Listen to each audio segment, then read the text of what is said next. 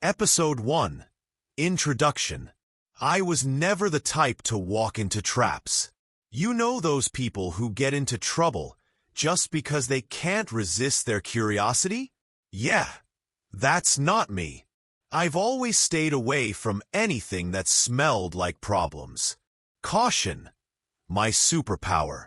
But this time, something went wrong. It all started 3 days ago when I got a strange message. Come to the old motel on Route 66. Alone. You need to see this. I wouldn't have paid any attention to it, if not for one detail. The message came to my old phone, the one I hadn't turned on in years. A phone number only 2 people knew. One of them me, the other dead. This is the part where a normal person tosses the phone in the trash and moves on. But I did something else. I found a charger, turned the damn thing on, and started digging through old messages, contacts, photos, looking for a clue. But there was nothing. Empty, as if every trace had been wiped clean. And now here I am, sitting in my car in front of an old motel on Route 66, staring at the door swaying in the wind. The streetlight above the entrance has long burned out, the moon casting a ghostly glow on cracked asphalt. Something rustles in the bushes. Mice, maybe. Or something bigger. Every instinct in me screamed, turn around, go home. But there's a problem. I've come too far to just walk away. I reached for the door handle. The wood groaned, heavy and tired, as the motel's darkness opened its mouth to swallow me whole. I took a step forward, and immediately regretted it. Something crunched beneath my foot. I lifted my phone and shined the light on the floor. Glass. Shattered glass. And in the corner, a piece of old paper, yellowed with time. I bent down and picked it up. 5 words, scrawled in shaky handwriting. If you're here, the game has begun. You know the worst part about a trap? Not the fact that you've been caught. It's knowing you walked into it willingly, because something inside you whispered, do it. And I did.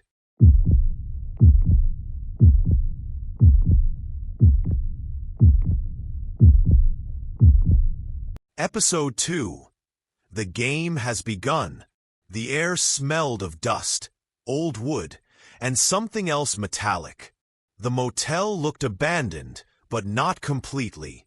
Like someone still came here from time to time, leaving barely noticeable traces of their presence. I slowly picked up the note, careful not to disturb the shards of glass. The paper crinkled under my touch, so dry it felt like it might crumble in my hands. If you're here, the game has begun. A chill ran down my spine. I looked around. Silence. The darkness seemed to thicken around me, swallowing even the weak glow of my phone. My fingers instinctively tightened around it, as if this piece of plastic was the only thing separating me from the unknown. Where did this message come from? Who left it? And what kind of game was this? I inhaled, exhaled. Time to think rationally. Okay, I got a message from an unknown number. I came here as instructed, and now someone wanted me to believe this was some kind of game. Fine, a game it is. I slowly moved down the hallway. The motel walls were stained and grimy, the plaster peeling in places to reveal dark, cracked wood underneath. The doors to the rooms stood ajar, as if whoever left hadn't even bothered to close them. I peeked into the first room. Inside, an old bed with a torn mattress, a dusty television, and a nightstand with faint rings left by glasses. As if someone had been drinking here, and then simply vanished. Weird. I kept going. The second room was just as abandoned. So was the third. and the fourth. And then I heard it. A rustling. Somewhere ahead. The sound was faint but distinct. Someone was here. I froze, gripping my phone tightly. Panic flickered at the edges of my vision, but I forced myself to stay calm. "Who's there?" My voice came out hoarse, like I hadn't spoken in days. Silence. Then, another sound. Click. I spun around. There, in the middle of the hallway, sat an old cassette recorder, and it had just turned on. I stepped closer, crouched down, and pressed play. The speaker crackled with age before a muffled, raspy voice seeped out, more whisper than speech. "You came, which means you're ready to play." A pause. "But are you ready to lose?" Then static. A sharp, piercing noise, like the recorder had jammed. I jumped back. Ready to lose? What the hell was that supposed to mean? And that's when I noticed something else. A message, scrawled on the wall further down. I was sure it hadn't been there before. Red, uneven letters painted, or maybe not painted. "Look left." I didn't want to. Every instinct screamed not to turn around and leave instead. But I looked, and I saw the door, the only one in the hallway that was still closed, with another message written across it. "Enter or die." Great. What a lovely choice.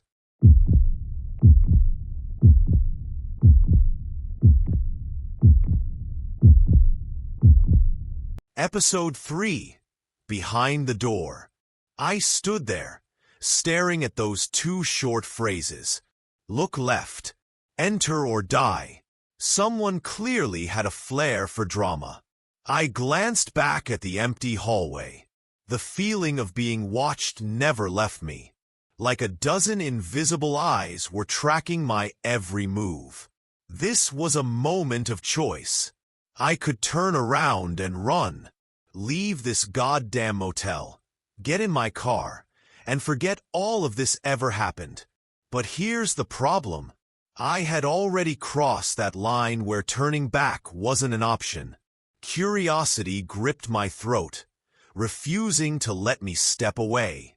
And fear, not the kind that paralyzes you.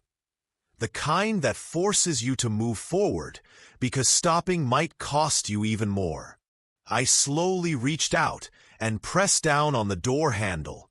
Cold. The door wasn't locked. I took a deep breath, focused on the light from my phone, and pushed it open. Darkness and scent. The first thing that hit me was the smell. Musty. Metallic. I flinched, pulling my sleeve over my nose, trying not to breathe. The flashlight on my phone lit up a small room. Inside, just an old bed with a crooked mattress and a battered wooden table. Stains on the walls that I didn't want to examine too closely. And something else. A box. Black old, with worn edges, like the kind you'd find in your grandma's attic. And, of course, it had a message on it. Open me. Of course. I took another shaky breath, barely holding back the urge to just walk away. But no. I stepped closer and slowly lifted the lid. A box from the past. Inside, there was a cassette. A real old-school tape, the kind you'd play in a 90s boombox. On its paper label, written in shaky handwriting, were two words. First round. And something else. A photo. I picked it up and looked at it. A jolt hit my chest like an electric shock. It was me. In the picture, it was me, but taken years ago. And not just anywhere. I was standing in this very motel, in this very room. But I didn't remember this. I lowered my hand, feeling the blood pounding in my temples. What the hell is happening here? The cassette. the photo, the messages. Someone was playing with me. Someone who knew more about me than I did myself. And this game was only beginning. I turned my eyes toward the door and saw that it was closed. Without a sound, I lunged for it, grabbed the handle. Nothing. Lock. A chill crept up my spine again. But this time, I knew for sure. I wasn't alone.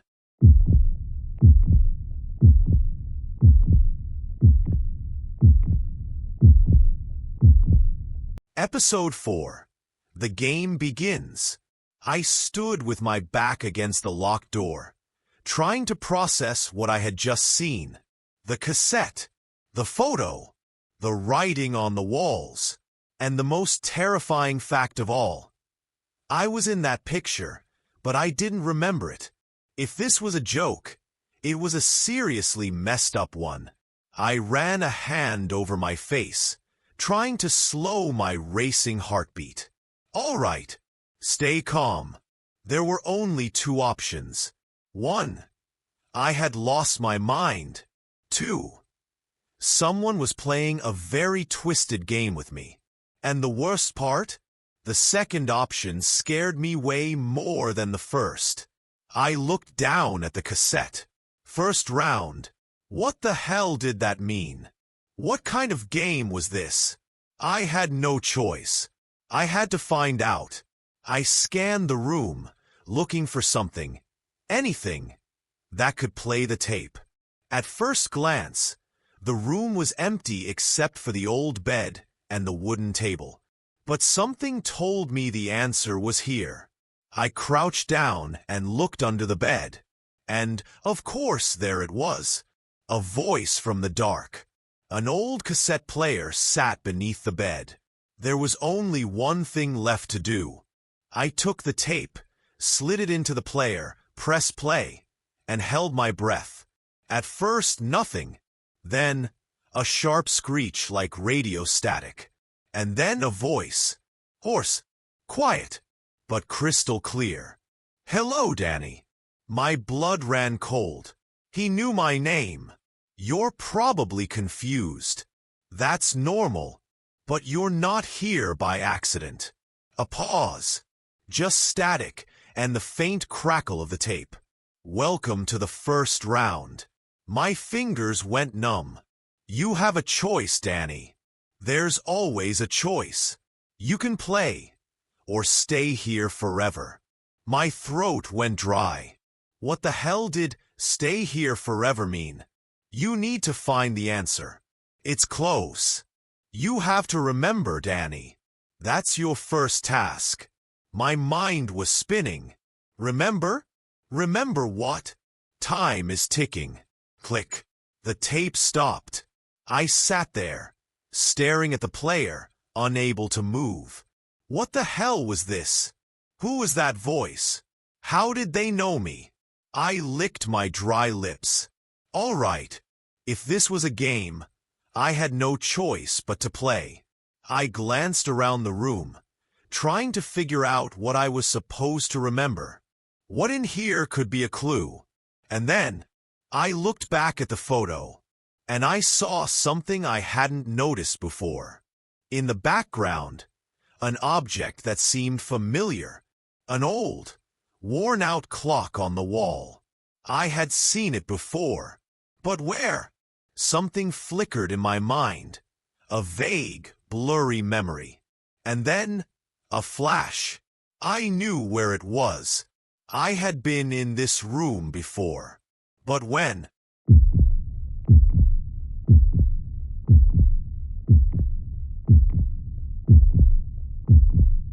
Episode 5.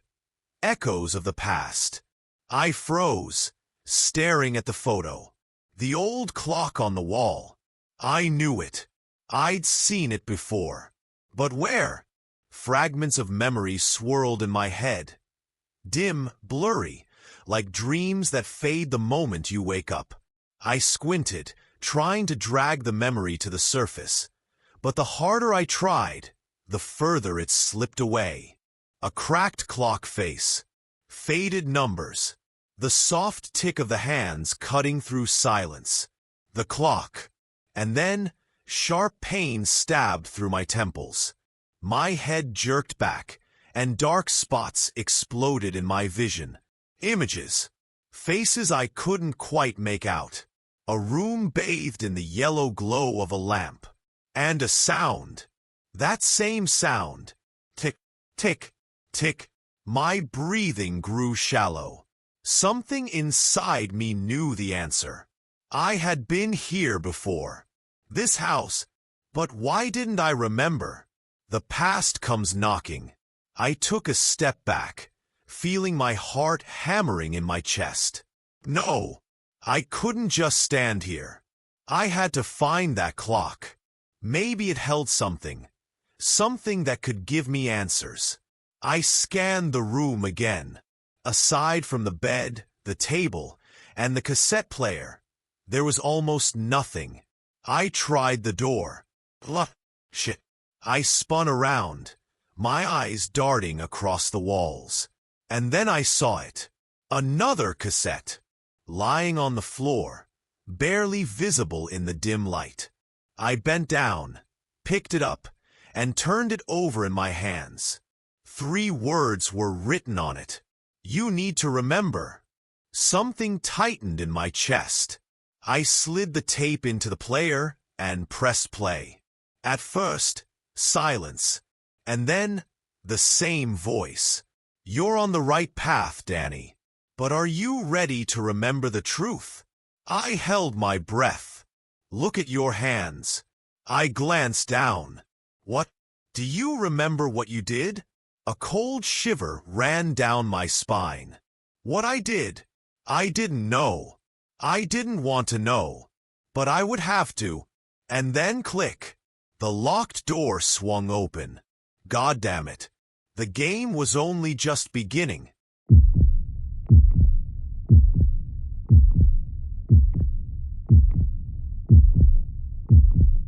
Episode 6.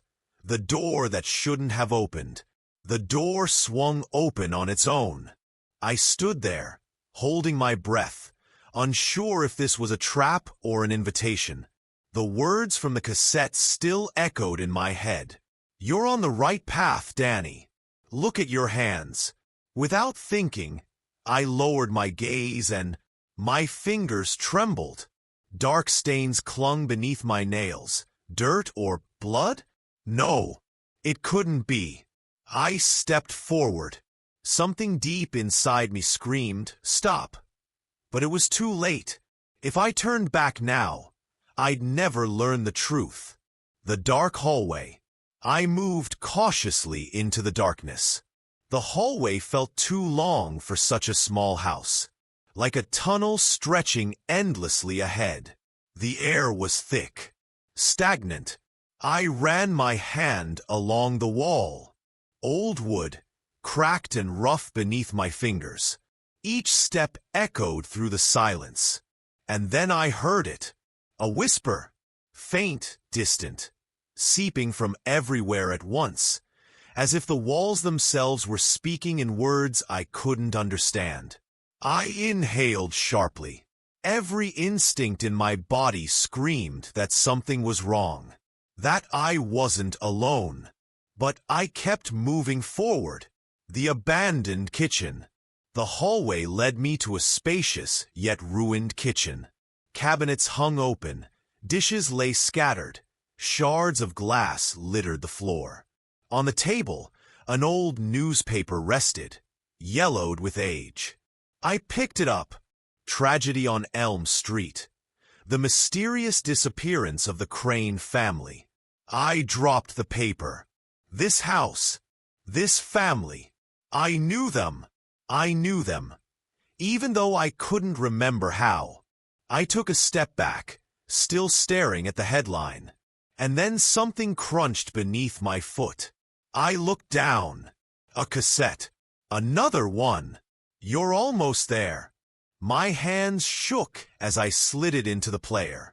Danny, stop running. Look in the mirror. I clenched my jaw. Mirror? Slowly. I turned around and I froze. A large, cracked mirror hung on the opposite wall. The reflection staring back at me wasn't mine.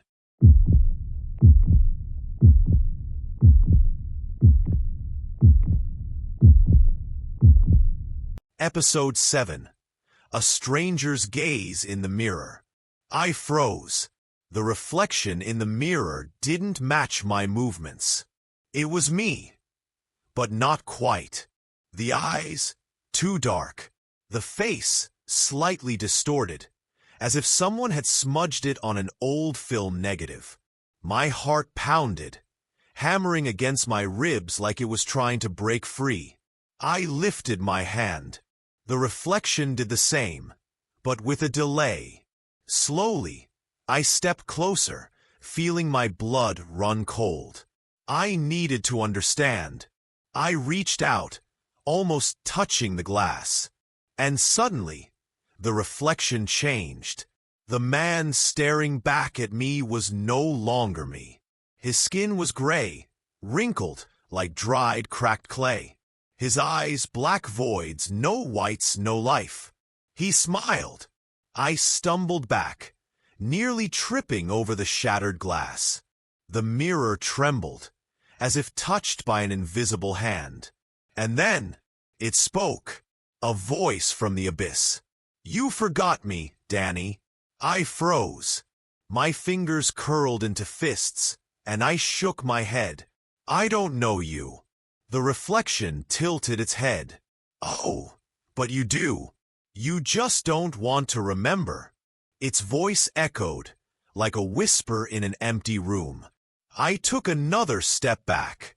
This isn't possible. Look. Suddenly, the mirror lit up, flooding with hazy images. Memories.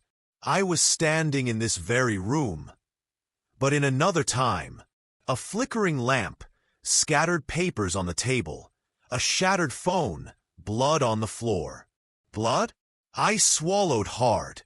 Someone was standing in front of me. A man in a dark coat. His face was hidden in shadow. He was saying something, but I couldn't hear the words. Was I arguing with him? No. I was begging. "Please, this is a mistake." And then, a strike. A sharp pain in my chest. I fell. Darkness. And just like that, the mirror was normal again. I stood there, breathless, my legs barely holding me up. What was that? What did it mean? I grabbed my head, trying to piece the fragments together. The voice from the mirror spoke again. "The truth is closer than you think." Something cold touched my shoulder. I spun around, and my heart stopped. I was no longer alone in the room.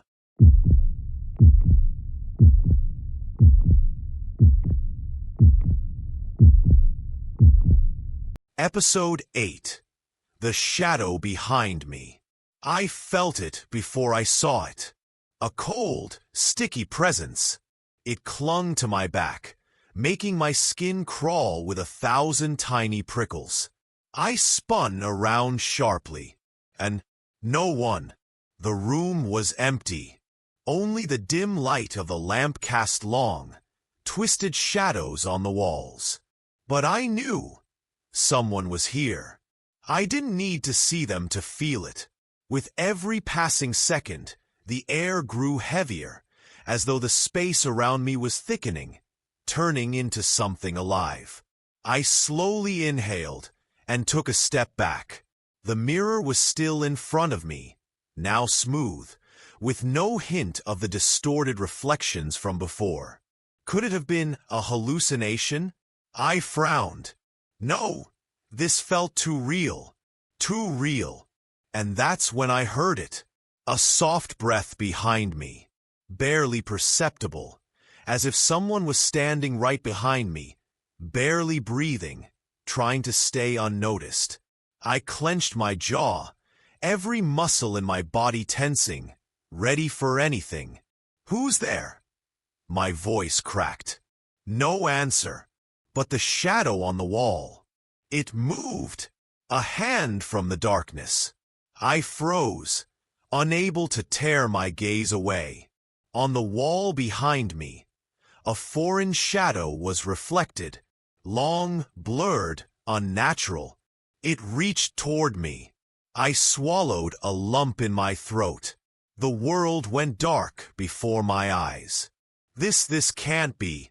Instinctively, I stepped back, but my foot caught the edge of the rug, and I stumbled. The shadow on the wall jerked forward, and in that same moment, something touched my hand. Real. Cold. Not just the wind or a trick of light. Someone's hand. I screamed and recoiled, almost crashing into the table. And then I saw it. A hand from the darkness, reaching for me, withered gray, as if covered in ash. I jerked back, my heart pounding so violently, it felt like it might explode. But the hand disappeared, as if it had never been there. I gasped for air, clutching my chest. Was this a dream? Or had I lost my mind? I glanced around once more. Empty. Only the silence and the lamp flickering in time with my heartbeat. But I couldn't stay here any longer. Something was wrong. This place, this room. I had to leave. Run, before it was too late. I took a step toward the door, and then I heard the voice. The same one that had spoken to me through the mirror. But now it was right behind me. A whisper. You took a step forward, and now there's no going back.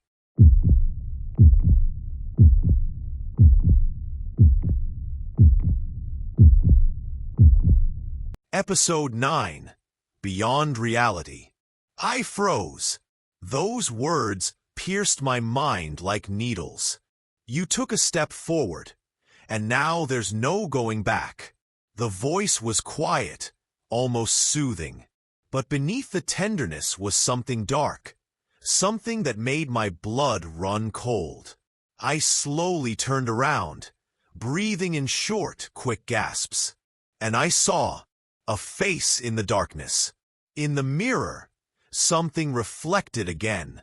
But now, it wasn't just a distorted shadow or a blurry silhouette. It was a face, horrible pale, twisted by an inhuman grin. Eyes. Oh God, those eyes! They were empty black, like bottomless pits that absorbed all light. And then slowly, horrifyingly, it spoke. You've been hiding for so long. But now, everything has changed. Its lips moved with a delay, as if the sound and the image were out of sync. My stomach twisted in knots. I instinctively stepped back, but I hit the wall with my back. Who are you? I asked, but my voice cracked, sounding more like a pathetic whisper. The face in the mirror tilted its head, as if thinking. Then it stepped out of the glass, so easily, as if the mirror was no longer a solid surface, but just a veil that could no longer hold it back. And now, it was in the room with me. The horror comes alive. I wanted to run, but my legs refused to move. My body seemed paralyzed. And then I felt it. The air around me had changed.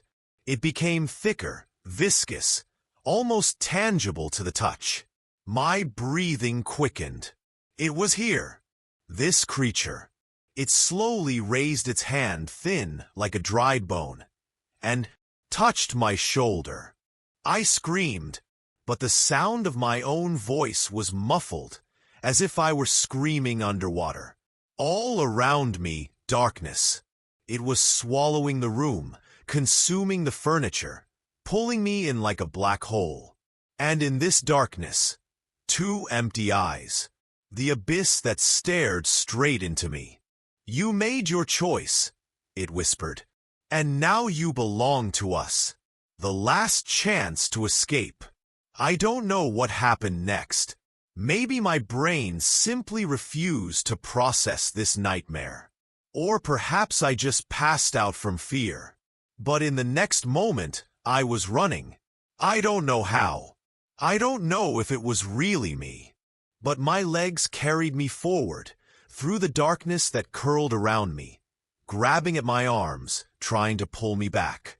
I was racing toward the door, which was almost invisible now, fading into the darkness. I saw only one thing, a faint light from the crack beneath the door. The only hope. I lunged forward. I reached out my hand, and then I felt something grab my leg. Cold, dry fingers, tightening around my ankle, pulling me down. I screamed and yanked myself forward with all my strength. The light beyond the door flared brighter, and in that instant, everything around me shattered into pieces. The darkness vanished. I found myself on the floor, breathing heavily. The mirror was gone, and in the room, I was alone. Or, I hoped I was alone.